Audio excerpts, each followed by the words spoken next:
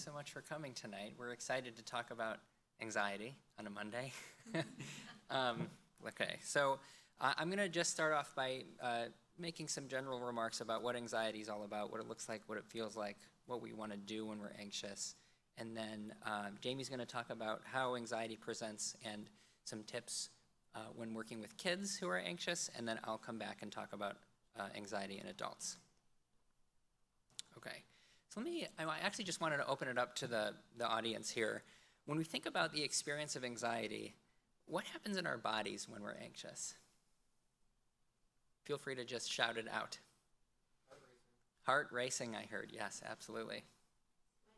Sweaty. Yes. Hard to breathe? Yeah, shallow breathing maybe?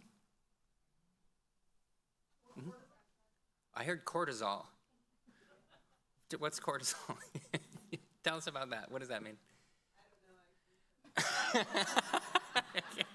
don't know. So I think that's the stress hormone, right? So you're feeling stressed. Yeah. So maybe some physical changes in your body you're feeling, and loss of appetite. Sure, that can come up with anxiety. Yeah. Blurred vision when we're really anxious, can't see straight. Yeah. Everybody here from the state of Michigan? Okay, so you know who Eminem is? Okay, so what's that song, Lose Yourself? Anybody remember how that goes? Come up here, Rachel. Yeah, his palms are sweaty, knees weak, arms are heavy. Symptoms of anxiety, right? Physical sensations, right? Yeah. Okay, good. What happens in our minds when we're anxious? What types of thoughts are we having? Okay, so Rachel, who works at the Depression Center, said catastrophizing. Have people heard of that term before? Yeah. Can you tell us what that is, Rachel? It's like jumping to the worst case scenario and thinking that everything horrible is possibly going to happen. End of the world thinking, catastrophizing. It's a big, long, fancy word that really just means, oh my gosh, turning a mountain or a molehill into a mountain. It's worst case scenario. This is going to be a disaster. Yeah. Anybody resonate with that type of thinking sometimes? Yeah. Yeah. Catastrophizing. What else happens in our minds when we're very anxious? Yeah, it's hard to focus, right? Yeah. Ooh, yeah, repetitive thoughts. Chewing on the same thought over and over and over again. Perseveration. Oh, that sounds like another fancy psych word. What is? Okay, chewing on something over and over again. Yeah, perseverating. Have people heard the word ruminating before? What does that mean? Do you know, ruminating? Dwelling? Yeah. Yeah, the actual dictionary definition of ruminate is a digestive process that cows go through. So it's like we say that we got to chew on that. I need to digest that for a little bit. Ruminate. If you ever heard that term, it just means you're thinking about the same thing over and over and over again. And usually we use ruminate when we're thinking about something that's happened in the past. Like, oh my gosh, I sounded like an idiot. I can't believe I did that. I made this huge mistake. And worry, people heard of that before? Worry, right? Worry is usually about the future. Really anxious about what's going to come up. I'm going to fail this test. I'm going to look like such an idiot. This is going to be terrible. It hasn't happened yet, but I'm worrying about the future. Okay. So all sorts of things happen in our minds when we're very anxious. And lastly, what do we want to do when we're anxious? What actions do we want to take?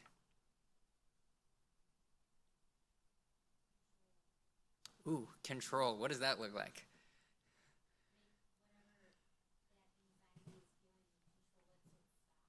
Ooh, you want to stop the anxiety. Yeah, great answer. Yeah, absolutely. Anybody else resonate with that? When you start feeling anxious, you want it to go away? Yes. What else do we do when we're very anxious? Move? Yeah, you might even feel jittery. You feel like anxious, you have anxious energy. You want to get out and kind of use that up. Sure. Who said that? Eat, absolutely. We call stress eating, right? Why do we eat more when we're anxious? Okay, Rachel, and again from the Depression Center says dopamine. Okay, can you elaborate on that? Yeah, well, like dopamine being like a happiness chemical in the brain, probably seeking some comfort in food, or seeking some relief from your anxiety.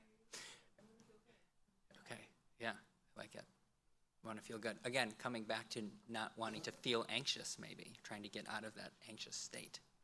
Yeah, somebody in our one of our depression groups called when we're anxious and depressed, we go to the Edo diet, Cheetos, Fritos, Doritos, which I appreciate. Yeah, I saw a hand over here too.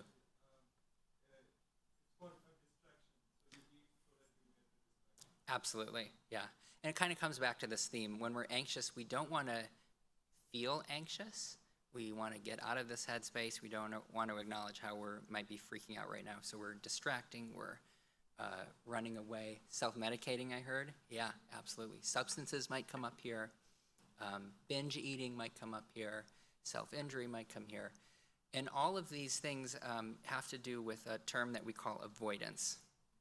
Okay, avoidance means you're not doing something because you're anxious and afraid. So you want to avoid the feeling of anxiety. And I think about avoidance like a giant beach ball. Now, I know we're in Ann Arbor, but I'm a big Michigan State guy. So I ask, go white, baby. Okay, we've got some friendlies here. So I ask people to imagine a giant beach ball with your least favorite colors, right? So mine are blue and yellow, okay? So you've got a giant beach ball. It's really gross looking. It's your least favorite colors. You don't want to look at it. It's got like long, stringy hair. It's gross, okay? That represents your anxiety. That might be your intrusive thoughts, your physical sensations, your panic attacks. And when we're trying to avoid being anxious, we try to push that beach ball underwater, okay? We're trying to not acknowledge it. I don't even want to look at that. But what happens when you try to push a beach ball underwater?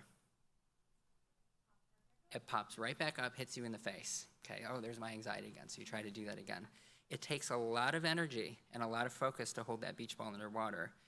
And what we try to do, what we'll talk about tonight, is in therapy for anxiety, what we try to do is gently let go of that beach ball, okay, and have the beach ball where it's right in front of us. But what happens when a beach ball is on the surface of the water? It floats. Maybe it'll float away. Maybe it'll come back for a little bit, but maybe it'll float away. Right? We can just let it go. That's what we're going to try to do. Hi, folks. We've got a lot of seats up here in the front. If you want to come up to the front in the anxiety talk. Okay, so when we're anxious, when we're thinking about anxiety, we think about these three things. What's happening in our bodies, what's happening in our minds, what thoughts are we having, and what do we do when we're anxious? Okay, right. I put this slide in here. Okay, so this is a little convoluted here. Now, if I move my mouse, can you see the cursor? Going up and, okay, perfect, okay. So this is a kind of a complicated graph, but it talks about how the experience of worry actually serves an emotional function, okay? So if we think about mood on up and down here on the y-axis, feeling really good is up here, feeling really crummy is down here, and then time is down on the bottom on the x-axis. So I want you to imagine that you're feeling really good, okay? You're all the way up here in this green line. You're with your favorite people, you're doing your favorite thing, things are good, you're relaxed, and then imagine something absolutely terrible happens, okay? Accident, natural disaster, somebody dies, serious illness, terrible news. Notice this huge contrast that you have from feeling really good to feeling absolutely terrible. That's illustrated by this big, scary black arrow here, okay? Going all the way from feeling good to feeling terrible. No one wants to experience that contrast, okay? So what some of us do subconsciously is we worry all the time, so we're down here, so if something bad happens, we don't have that far to fall. Okay, does that make sense?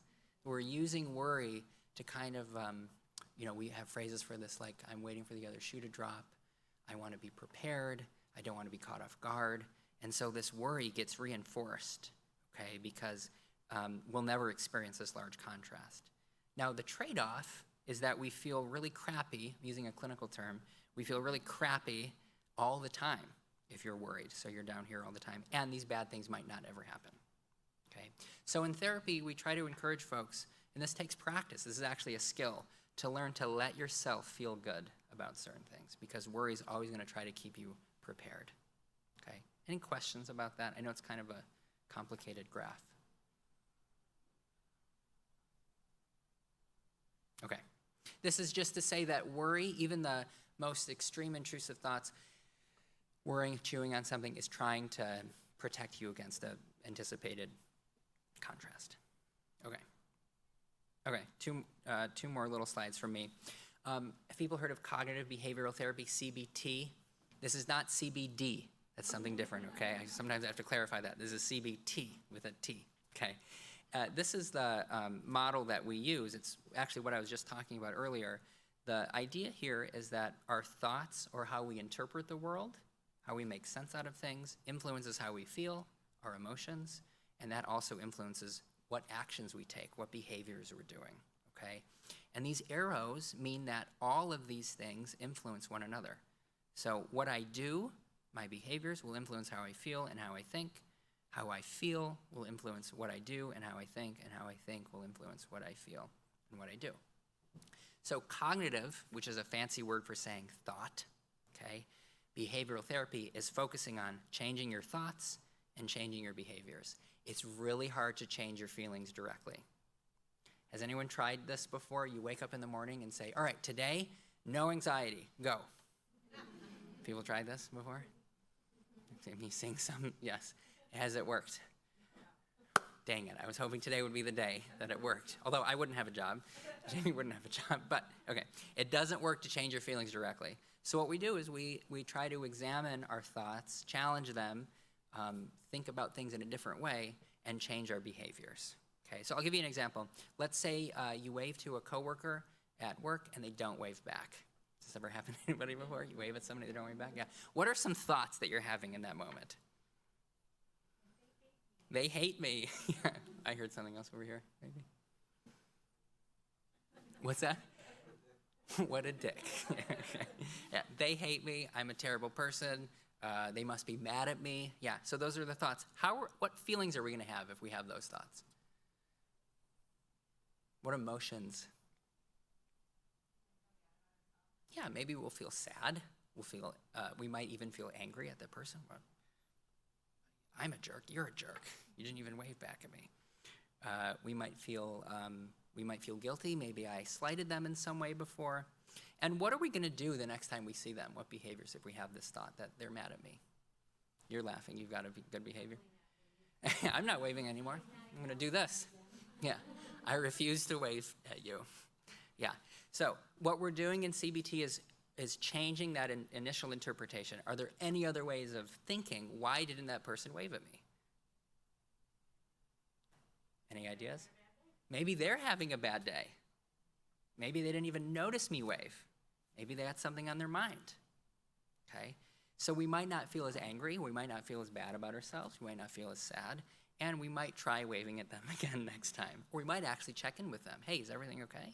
I waved to you. You didn't wave back. What gives? No.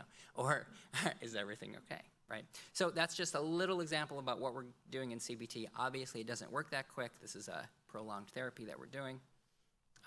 But the idea is that we're examining our thoughts and our behaviors. All right, so the one takeaway that I hope everyone leaves the talks with today is that anxiety has a function. Okay, we don't get anxious randomly. It's trying to tell us things. The root function of anxiety is that it's trying to let us know that we are perceiving some sort of danger, that we need to prepare for something or motivate us to do something, okay? When anxiety dips into anxiety disorder territory, that's when anxiety is actually getting in the way. There's too much anxiety going on for the situation, okay? It's stopped being useful. And so we have a number of different labels for these things. We have generalized anxiety disorder, GAD, which is when you experience a lot of worry, okay? That graph I showed you earlier, this one, a lot of folks will resonate, a lot of folks with GAD will resonate with this. This is how I live my life. I worry all the time. Social anxiety disorder is kind of in the name. You're nervous about particular social situations. Selective mutism, I think Jamie will talk a little bit more about. This is usually a disorder present in childhood. Obsessive compulsive disorder, OCD, this is constant cleaning, checking, intrusive thoughts. Specific phobia, you're afraid of one particular thing like spiders or snakes, and it gets in the way of your life. Is anybody here afraid of spiders and snakes?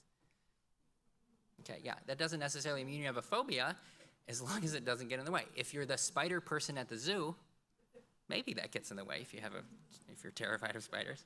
Otherwise, you might be okay. Panic disorder, when you experience a lot of panic attacks, so much so that starts getting in the way of your life. You avoid things to not have panic attacks anymore. Agoraphobia is the extreme version of that, where you're not even leaving home because of a fear of panic attacks. And separation anxiety disorder, again, in the name, it's anxious about leaving mom and dad. All right. So I think I'm going to stop here, and I'm going to turn it over to Jamie to talk about how this comes up in kids. Thank you. So my survey question for everybody is, who here has an anxious child in your life, or maybe an anxious child yourself? To say a lot of hands. We know that anxiety starts young, and a lot of the principles of CBT that Hans was just talking about are utilized in both children and adults, but there are some modifications that we use when we're working with kids. So I'm going to talk a little bit about that today, and really kind of formatted this just in terms of my top 5 tips, things to keep in mind as you kind of walk away from here. And if you do have an anxious kid in your life, hopefully some of these give you some direction, try to help. So tip 1 is to normalize anxiety. This goes a lot to what Hans was also just saying too. Anxiety is normal. It has a very important function in life. So letting kids know that is really key. You're not weird because you're anxious. Everybody feels anxious. One analogy that we'll sometimes use is thinking about anxiety as kind of like an alarm system. So we talk a lot with kids about true alarms and false alarms when it comes to anxiety. So sometimes I open the car of my door and the alarm has been set and it starts going off, right? I know that's a false alarm because I'm trying to get into my car, not an intruder, right? But the body and brain can do the same thing. It's sending these signals, sending this alarm like there is danger, when really there's no threat present. So as humans, we have to get better at distinguishing what's a true alarm, because sometimes we really do need to go into action, and sometimes these are just false alarms. So that's one way we can kind of talk to kids about this too. Like, that sounds like a false alarm, right? And then there's some coaching we can do to let's check this out, which I'll talk about in a minute. And then putting this all in the context of our goal is to not make anxiety go away. It's important that it doesn't go away. It's there for a reason.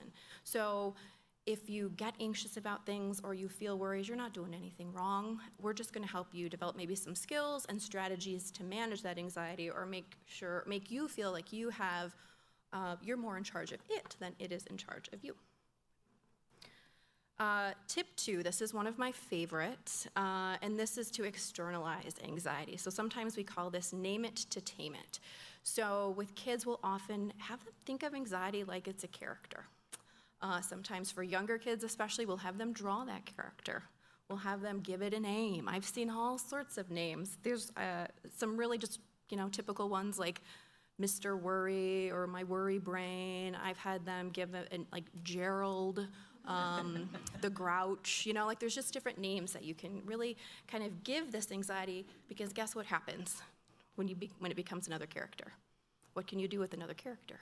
You can talk to it, right? So now kids are able to talk back to their anxiety, and which is really where we start to see some shifts and to be able to manage that feeling. So that's one of my main tips. Think about if there's a way that you can externalize that anxiety. And then I like these 3 C's. So you've got to externalize it so you can catch it. You can say, that sounds like, Gerald talking. What's Gerald telling you right now? And then trying to get an idea of maybe what that false alarm is. So first, just catching it. Second is when we check it out. Is there really any evidence for this, or is this one of those false alarms again? Now, I do caution people sometimes, kids, adults, we have worries about things that are genuinely stressful or are genuinely difficult. So sometimes making that argument about you don't need to be anxious or worry about it isn't particularly helpful. I don't know if you've ever gotten that advice from people and you're like, nope, that's not doing it, right? And so really what we also try to focus on here is, it sounds like Gerald is also saying that you can't handle it, right? And so then we focus more on the idea of you can also handle the tough stuff. You're strong, you're brave, you can do this. And that's part of then the challenge process. So tell worry why it's wrong. So sometimes it might be maybe there's an actual fact or something you say. So I think I just did one with a kiddo who was afraid of, middle schooler who was afraid of failing a test, and he was able to say something to himself like, I'm pretty sure people who failed a 6th grade math test still got into college, right? Okay, worry, you're catastrophizing again. And then sometimes, just a more helpful thought is what's important here. We don't have to get into the debating, the evidence, but that worry thought is really kind of getting in your way. What else can we say? Maybe part of that is just, I think you got this. You can do this. All right. Number 3, it's one I'm really passionate about, and that is helping parents take a supportive stance. So there is a treatment approach known as SPACE. Has anybody heard of SPACE for anxious children? No, if you haven't, I think I have a link to some of the resources or the SPACE website at the end of the presentation, but I really like it because parents can do a lot to help their anxious kids, even when their anxious kids are refusing to go to treatment or to make changes, right? So we can work with parents to help shape the environment that the child is in. And one of the first ways we do that is helping the parents take what we call a supportive stance. And support really has 2 ingredients. Ingredient 1 is you've got to be able to validate and empathize with the child that they're feeling anxious, right? So, and I noted here, even when the worries don't seem logical, because a lot of the times they're not going to seem logical, but that's what worry is. So being able to, validate that and understand that anxiety is a tough emotion, that feeling that false alarm and everything that's coursing through your body is really tough. The second key ingredient is confidence. We express confidence in the child's ability to handle difficult stuff. And really, you've got to do these 2 together. They're kind of a package deal. If you provide a lot of validation, but don't really act as though you're confident that the kid can do it, or like, oh no, maybe that is too scary, you're gonna probably be permitting a lot of avoidance. If you don't validate, but have more of like, but why aren't you doing this? You should be able to do that. That's gonna come across as not like very understanding of the anxiety experience. So really bringing these 2 together.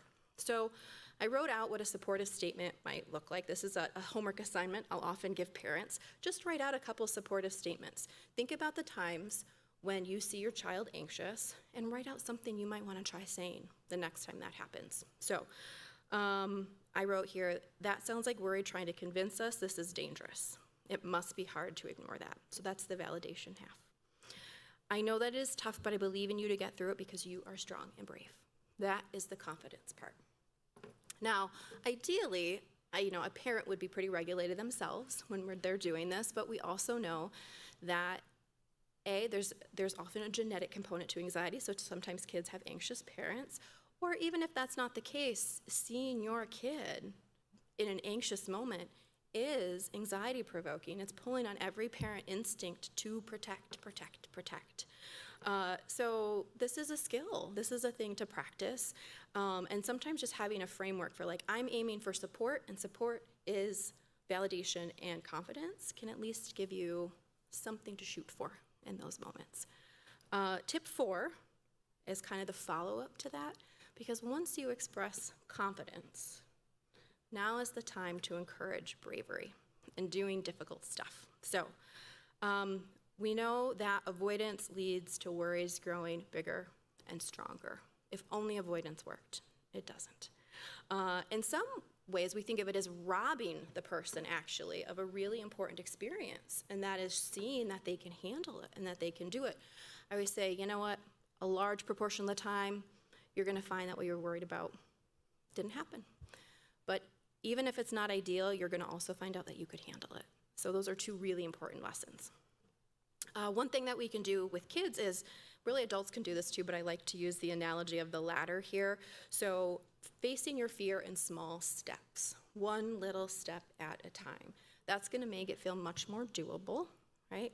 The art of this is breaking it down into small steps. That's what I do for a living. This is one of my favorite parts of my job, is we take a fear and we kind of break it down into these small steps and we help a child face them. So, for example, I've been seeing a lot of worries about weather lately. There was a tornado in Michigan and there's lots of storms, so lots of worries and fears about this. So I might start with something really simple, like let's just look at a couple pictures of a storm, of lightning, of a tornado, just pictures on a computer. That's probably a little bit anxiety provoking for a kid just to start. But if we have them, we often have kids rate it from like 0 to 10, 10 being the most scariest, 0 being doesn't bother me at all. That might be more like a 4. So we start there. And then maybe that progresses to looking out the window and watching the clouds when there's a storm, maybe sitting on the porch, maybe actually playing outside when it's lightly raining. So we kind of work up in a little bit of steps. So now the kid is experiencing some of these things. They're no longer avoiding, and they're going to walk away from those with some important lessons like, oh yeah, either that was okay or I did it. So the last note I have here is, in this process, this kind of goes back to what I was talking about with taking kind of that supportive stance. You want to be really mindful not to accommodate anxious behavior. So that's, again, one of those psych terms, accommodate. And that really means, I always describe it as following anxiety's rules. So anxiety is going to come with a lot of rules, and kids are going to tell their parents what those rules are, and then they're going to expect their parents to follow those rules. And so I've seen parents, wash things a certain way or say things a certain way, really to either help that kid avoid what it is that they're afraid of or do something in a particular way that makes them feel extra safe. So again, those are ways in which even parents can be involved in that system of avoidance. So we can also help our anxious kids by finding ways. Again, if you go cold turkey, that's probably going to be tricky. So I usually will work with parents to gradually pull themselves out of those kind of rules. And then last tip for me before I'll hand it over again is to foster age-appropriate independence. So not surprising, anxious kids are reluctant to do things by themselves, to do new things, to take tasks on independently. The real trouble with this is that kids who don't do these things are going to probably come to develop a tendency to underestimate their ability to handle stuff. So we want them to see themselves being brave and strong and able to handle new stuff. So my last tip then is to just provide opportunities for kids to do that, to be independent, to try new things. Of course, that's going to depend on a child's age. What's age appropriate for a 6-year-old being independent is going to look a lot different than a 16-year-old. So you kind of want to know developmentally what's appropriate for your kid. But I have a list here of things like household chores, getting themselves ready, just in general, prompting kids to identify solutions to their problems rather than jumping right in, helping them or coaching them maybe to advocate for themselves. I see this a lot in school. So, often when kids get into later elementary or even middle school, having them talk to their teacher a little bit more about some of the problems that they're having, and then just in general trying new things. And if we're doing this, we're helping kids do some very important stuff, like making decisions, figuring things out, handling a mistake, that's really huge, learning to manage their time, really just feeling kind of like they can do this. So before I hand it over, any questions? I know we'll have a Q&A too, but any burning questions I can answer for people? Yeah. Yeah. The supportive stance, yes. Sure.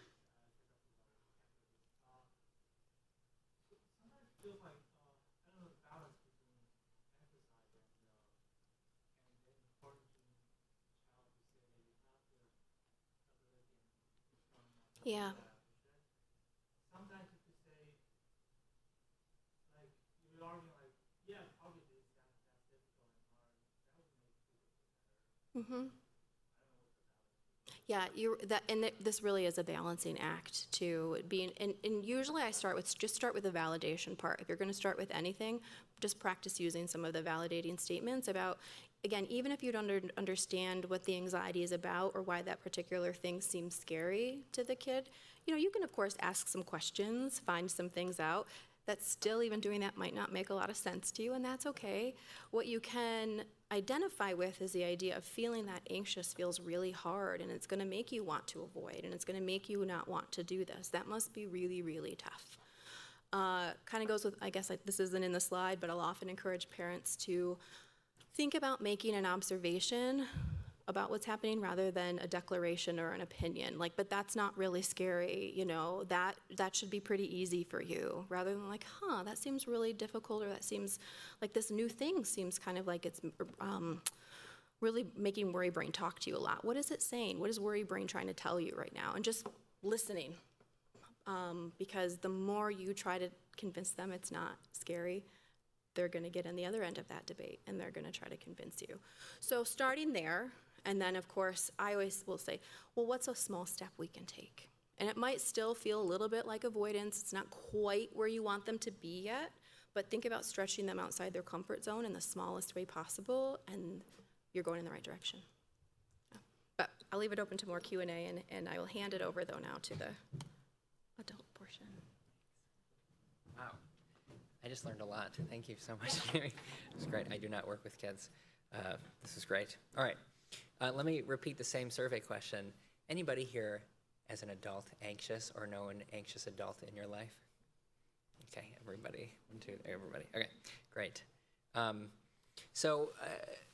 this is going to be very similar to what Jamie was just talking about, but some tips for handling anxiety as an adult or with someone you know who's an adult with anxiety is understand that anxiety has a function, okay? One thing I tell folks that I work with is anxiety follows our values, what we care about. We don't get anxious about things we don't really care about, okay? We get anxious about things that are meaningful to us, that bring a sense of purpose to us, that bring a sense of value. And so anxiety is letting us know that we're in either real or perceived danger, that we think about that more with fear. And it's here for a reason. It's trying to tell us something. And that kind of language, that stance, usually discourages us from trying to get rid of it right away. Knowing that the anxiety is here for a reason is trying to tell me something. In fact, that's true of all emotions. All emotions are signals. They're trying to tell us information. Okay. Tip number 2 is checking in and identifying your triggers. Okay. Does anyone here feel like they get anxious for no reason? Seeing some heads nod. Yeah. Okay. Back. Okay, yeah. Yes. It can often feel like that, but in fact, anxiety is almost always triggered by something. But it can be subtle. It's not obvious. There might be a memory that has come up. There might be some conversation you had earlier in the day that's bringing up some anxiety. There might be something that's coming up tomorrow that's bringing anxiety. It can really be anything, but keeping track of your anxiety. I have all my patients in our first session draw out an anxiety log. So write down the date and time when you're anxious. Okay, that's one column. Think about it as a spreadsheet, date and time, what thoughts you were having, what feelings you had, what you did with that anxiety, okay? That's a really good start to start identifying your triggers. And then you can, did I say what happened? Yes, what happened? That's the main thing. Write down what happened that happened just before you started feeling anxious, okay? Just before. Do a little time travel. What was happening just before I started having this feeling, okay?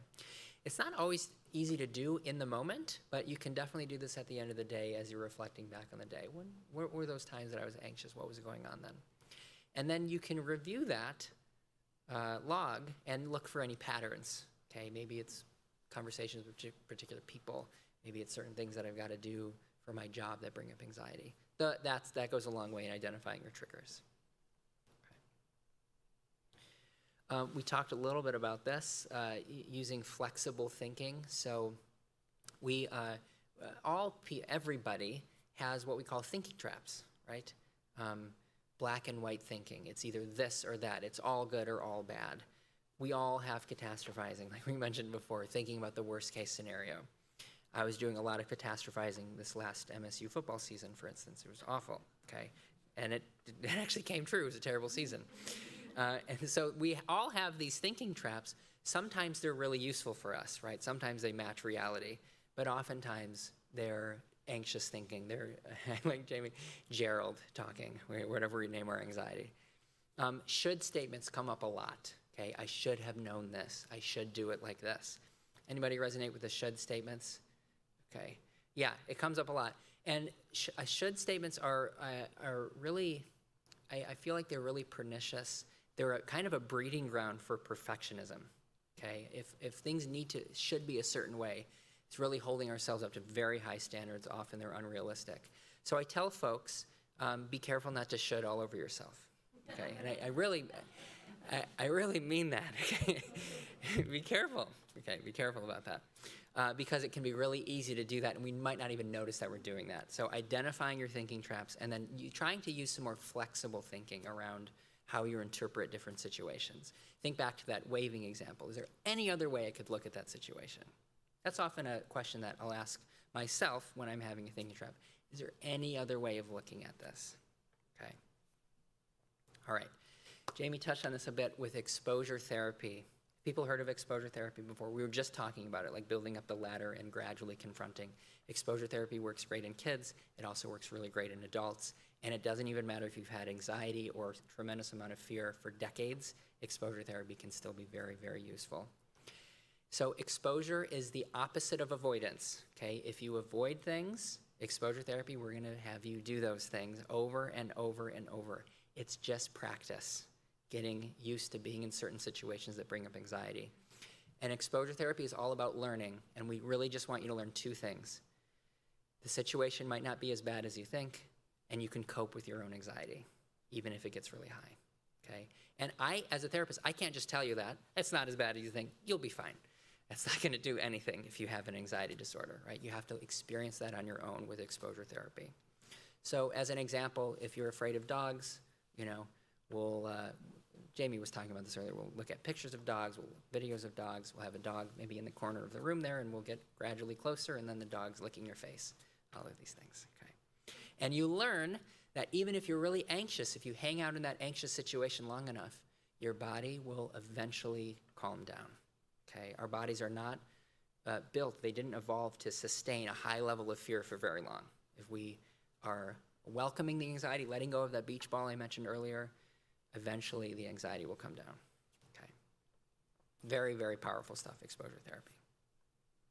Okay. Oh yeah, I put this in here. Practice mindfulness. Yeah, that's good. I forgot what I put. These are great tips. Practicing mindfulness. This is a big buzzword these days. Mindfulness, yeah. This is non-judgmental awareness of what's happening right now, okay? This is really hard to do, be mindful. We have mine's on the table, but usually it's in my pocket, this distraction thing that's always available to be mindless, right? Mindfulness requires tuning into what's going on right now, and we can be mindful in any situation. You can be mindful right now by having all of your attention focused on me. Most people are doing a good job. Yeah. Or you could just be thinking about what am I going to do? What am I going to grab for dinner after this? Okay. Our attention wavers all the time, but bringing it back to the present moment is really what mindfulness is about. I think about attention as like a flashlight. You can really only shine it on one thing, and our anxious brain will always be thinking about things that we're worried about in the future or things that we're ruminating and beating ourselves up about that happened in the past. And so mindfulness is just gently bringing it back to the present. And if we start thinking about the future, just gently guiding it back to the present, okay? Meditation is kind of the strength training for mindfulness, right? Focusing on your breath. I'm going to make a shout out to the Secular Buddhism podcast. Has anyone heard of that podcast before? It's a great podcast. It's really 180 episodes now of mindfulness exercises. It's really great. He talks a lot about the theory of Buddhism and talks about incorporating mindfulness into your daily life. But we can incorporate mindfulness without meditating by like doing the dishes or eating mindfully. How many of us are watching Hulu or Netflix while you're eating dinner? Is it just me? Okay, no, it's not just me, a couple of us. Okay, yeah, okay, that's mindless eating, right? Right, we're not paying attention to what we're putting in our mouth, and we finish dinner in like 5 minutes, right? Yeah, okay, it's not just me. But mindful eating is, there's a lot of tuning into our senses, right? Noticing the smell of our food, the taste, the texture, even the sound of us chewing. There's so many things we can lean into the present moment using our senses just by doing things like eating or doing the dishes or taking a shower, okay? There's a 5, 4, 3, 2, 1 exercise that I often talk about with folks. Have people heard of this? 5, 4, 3, 2, 1. Yeah, it's just 5 things that you can see, 4 things that you can hear, 3 things you can touch or feel, 2 things you can, what is the second? What are the other ones? Smell, yeah, I forgot. 2 things you can do something. 2 things you can smell and 1 thing you can taste. Thank you, Jamie. This is not a preordained order. Okay, if you're in the kitchen, lick 5 things. That's totally fine, right? That's not breaking the rules. The idea is just to be in touch with your senses, which will bring you right back to the present moment. Okay. I want to say one more thing that's not in the slides, but Jamie's presentation made me think of this, is reassurance seeking.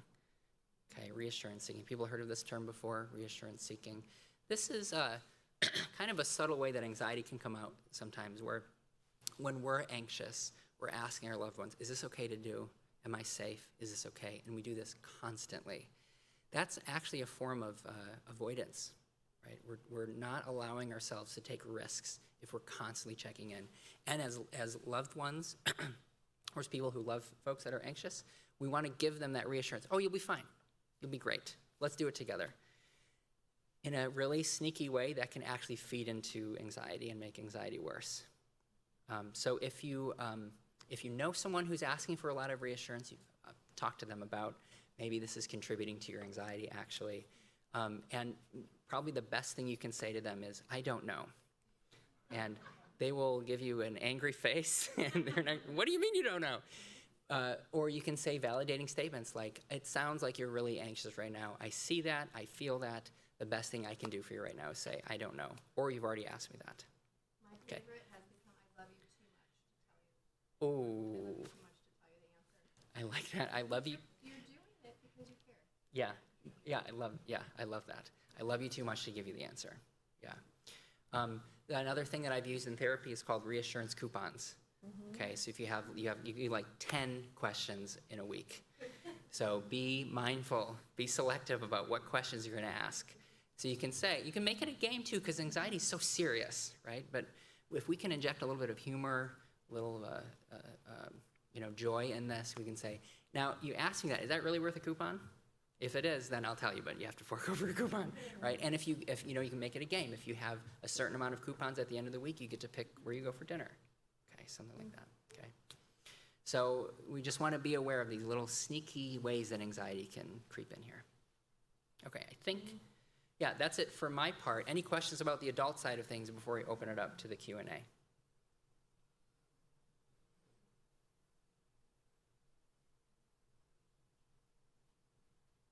Seems like nothing pressing, so why don't we open it up to, any questions about, what questions are coming up for folks as they think about anxiety? Yeah. I have a microphone. It'd be easier for folks to hear.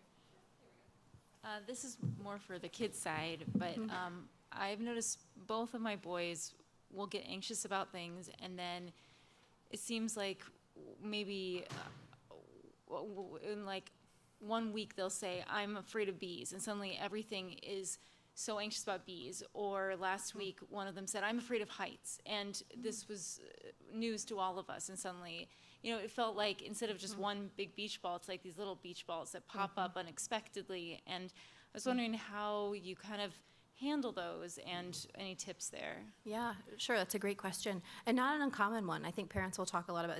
It's a moving target, right? There's Yes. always anxiety, but it's about something else. So, again, another psych kind of term phrase out there. It's called intolerance of uncertainty. And the theme there often is there's something uncertain about this. There's something that the kid isn't sure about. It's newness, it's novelty. My brain does not know how to handle this yet. And so really that's often the tie that binds all of those things too. So sometimes I encourage families to take more of that lens of like, it's something you're not sure about, or it's uncertain, or you haven't really experienced that before. Your brain is wondering what the heck is gonna happen. And for those types of kids, when we set up, so I call them brave practices with kids, what their exposures are, practice being brave, right? So sometimes we'll end up, if it's very specific, we'll focus on a theme and come up with different brave practices for the kids to do. But if not, go with the theme of let's handle uncertainty. Like, let's go to a new restaurant and just randomly pick something with our finger, right? Like just kind of working that muscle a little bit can be really important. And also teaching kids, like imparting the lesson. I think you've done a lot of good work when you set the groundwork that avoidance leads to more anxiety, facing it leads to less. And so I'm here to listen to you, child, who I love, how we can kind of work outside your comfort zone a little bit, but I'm going to take your lead, and we can figure out what that looks like. And usually kids will give you something, right? Again, it could be, let's watch from afar. Let's go bee sighting today. We're going to go to all the parks, and we're going to stay a ways back, but we're going to count how many bees we see. Something like that. And again, leaning into making it fun, making it silly, making it interesting can be good too. But I want to validate that is not uncommon, but also very difficult to know what to do. And you're like, it's 20 different things. Yeah. Sometimes we call that whack-a-mole, Yeah. right? Just when one anxiety you feel like is under control, another one pops up. It's super common, even in adults too. Yeah.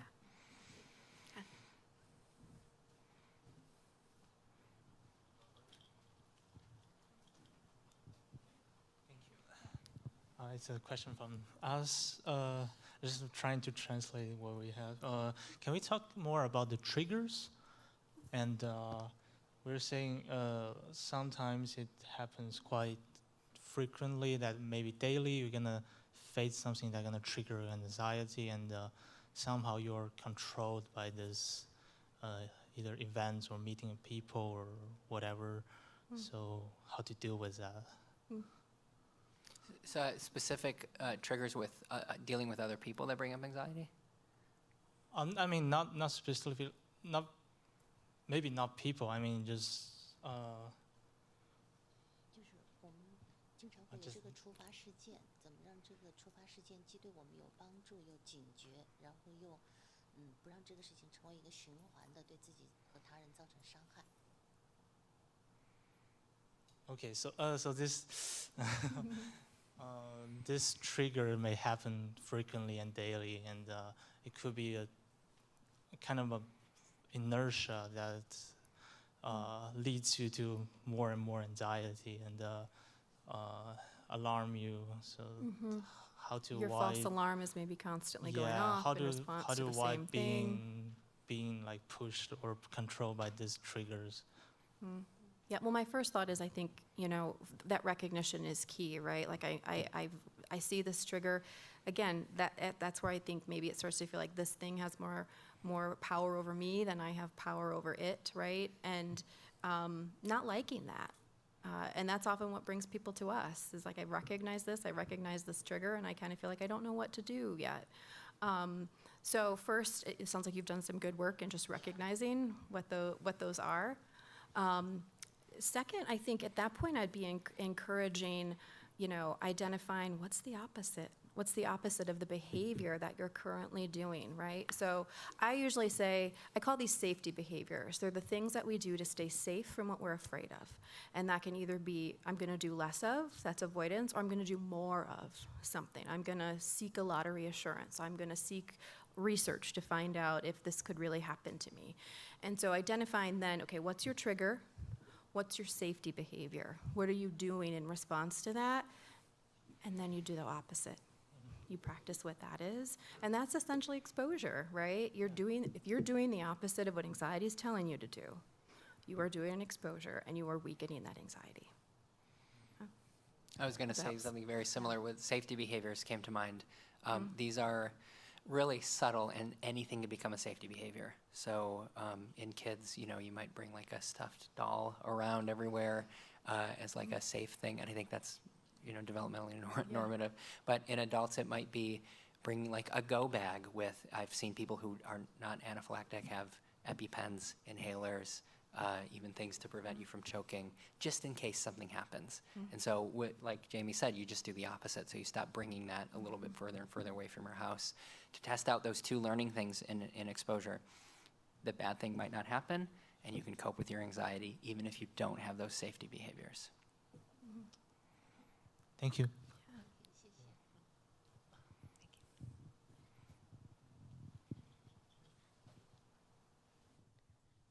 So I have a question about my 13-year-old, where I myself have done exposure therapy and felt like I feel like cured of things I wasn't even doing exposure with, like being scared of the dark and stuff. Yeah.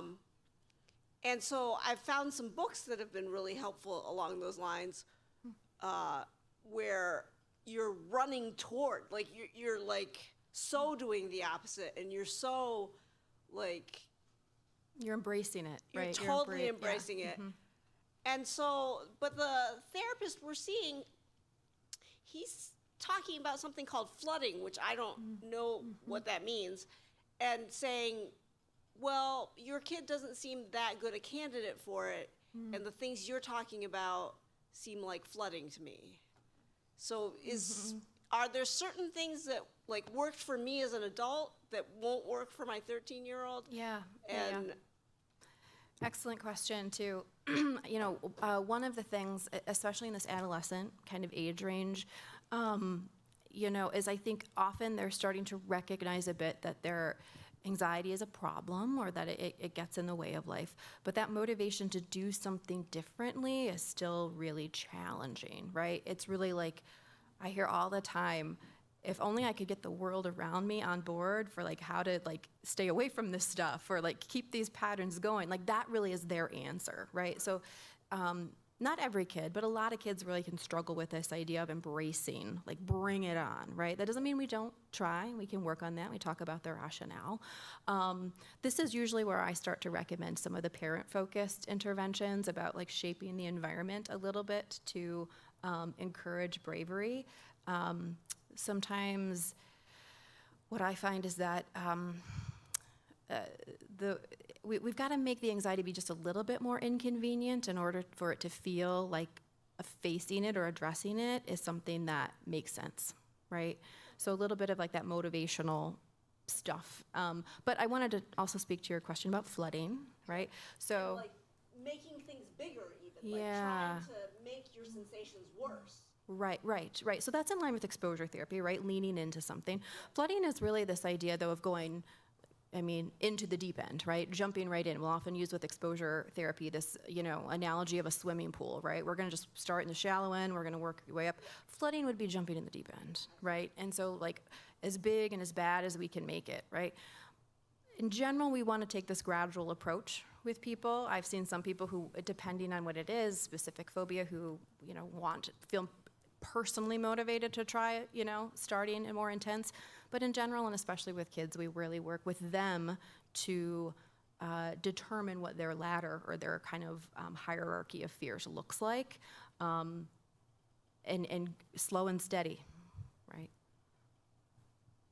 And like how, right, so we're doing harder and harder things, Yeah. but like how far do you push yourself within that? For the kiddo, for the teen? Yeah. Well, first of all, my one question would be like the level of motivation that he feels to do that, and if it feels like I want to and it's too hard, then usually I'm like, we've got to shave it down smaller. And that, I think that is a daily session for us often too, where like that step feels too big. And for a lot of people, like, I don't even know how the heck to break that down to anything smaller, right? But we work, and I think surprisingly it can. There's all sorts of factors that we kind of modify to make something a little bit more palatable. I call it the challenging but doable range. Like, that's too much. What's in the challenging but doable range for you? And seeing if we can define and operationalize that, which is, it can be tricky, especially when there's a lot of anxiety, right? Or when people feel like, it's like it shoots up, right? Like how do I go from here to my anxiety feeling really intense, right? It feels like there's no middle ground, and so that's, I think, I use that scale 0 to 10.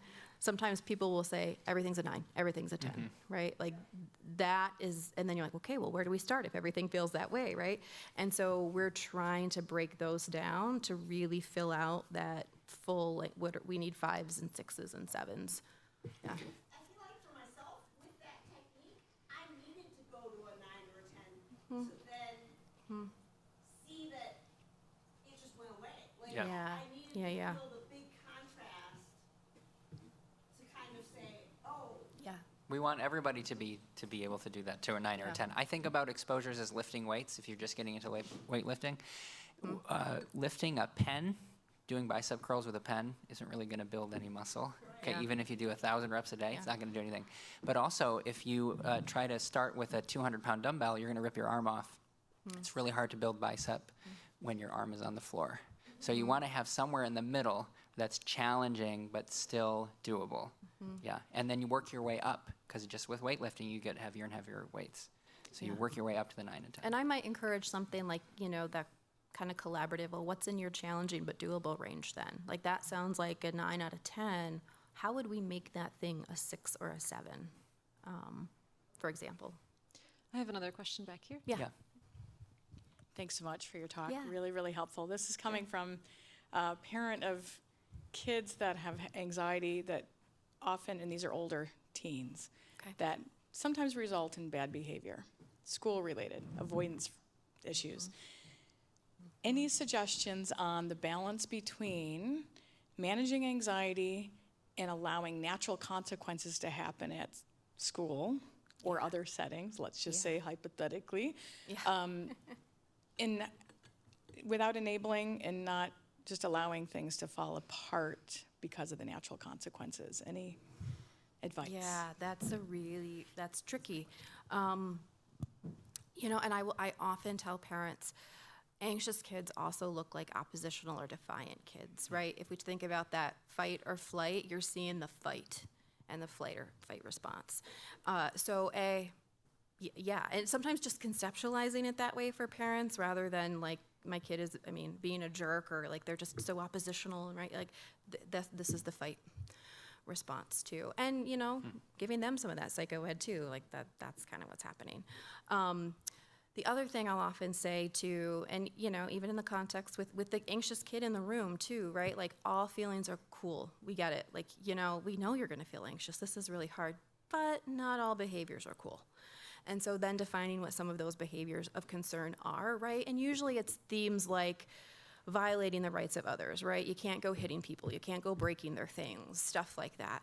I do often tell parents too, like, there is some power in selectively ignoring the lower level kind of things too, is seeing that as part of the anxious response. But I hear what you're saying. Sometimes there's these bigger things that need to be addressed or talked about. So when that's the case, we do just what you're talking about. We try to emphasize the natural or logical consequences of that behavior so that it really feels like we're not punishing you for feeling anxious, but this is a behavior that's not cool, again, for XYZ reasons.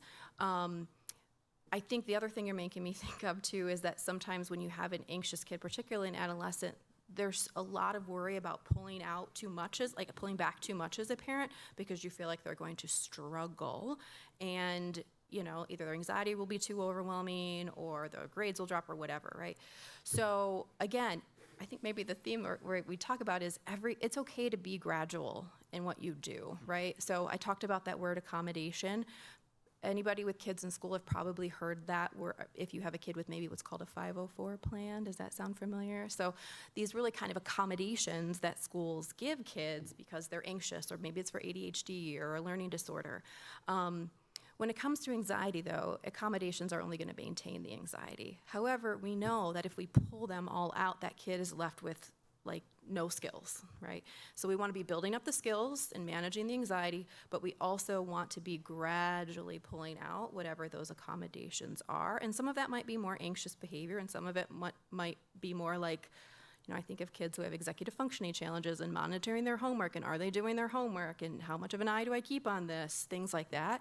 So again, I think it's having a vision and having a discussion about we're going to change things gradually. Really that it's going to change. And we're going to go slow and steady, but it's going to change because I care too much about you for it to stay the way that it is. Makes sense. Another big plug for the SPACE treatment approach, if you've ever heard of that. It stands for Supportive Parenting for Anxious Childhood Emotions. I've done a couple groups in the department that have been wonderful. So we have parents come. Kids aren't even involved because this is a very parent-focused treatment, and it's teaching parents how to respond, how to shape the environment, how to gradually do that pulling away of things so that the kid can be a little bit more independent in what they're doing. So.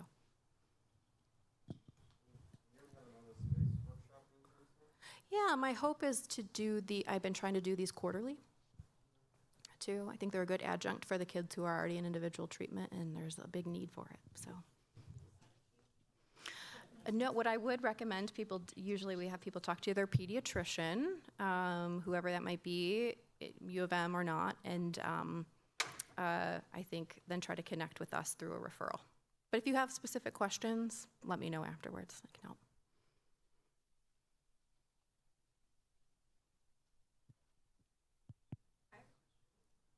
Sure. I know we're like a little bit over time. Yeah. So you talk about fight or flight, but can we talk about frozen as a response? I have decision paralysis even when it's like the weekend and I have nothing planned and I have all these ideas and they're all fun, but like I can't make a decision. I would love to hear you talk about that. Yeah, it comes up all the time. Yeah, so there's fight, flight, freeze is the third response when we're faced in a situation that we are perceiving to be really consequential, really high stakes. So we call this, there's a phrase for this, paralysis by analysis, right? We're trying to analyze what is the best possible choice. And it comes back to what Jamie was talking about earlier, uncertainty. I need to be absolutely certain that this is the best possible choice that's optimized all of these different things. And I think people are resonating with this a little bit, yeah. All of us go through this from time to time. My advice, typically in general, is make a choice. Don't spend too much time doing it. Make a choice, and you can live with the consequences if it wasn't the perfect one. This is where the should statements and the perfectionism can really take over, where we are spending so much time trying to make sure that we figured out everything to make this perfect choice, and that can really take over someone's life if it's really it's pervading every part, every decision that you have to make. So making a choice and then sitting with all of the feelings, especially if I've made one and I'm not sure if it was great. I'm not sure if it was the right choice. And it's another type of exposure therapy. Yeah. Do we have These are any great other questions. Do we have any other questions? Thank you. Those were lovely questions. Yeah. Appreciate it. Thank you all for coming.